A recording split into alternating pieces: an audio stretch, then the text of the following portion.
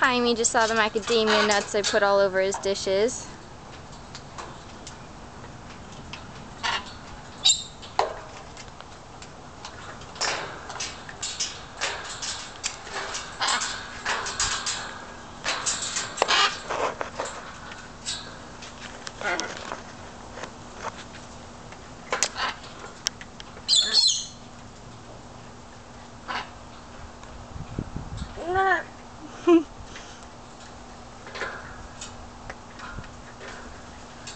I actually think he really likes it out here.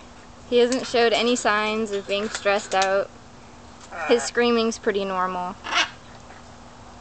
But other than that, he's been super talkative.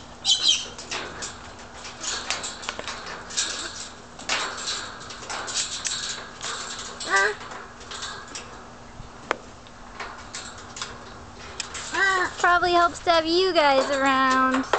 Yeah. You guys. Tusa dropped his banana. But Jaime is surrounded by our birds out here, so I think that helps him realize that it's all good. Got our 2 cockatoos and our gray on that side. Can you tell it's banana day? Nice face, Cressy.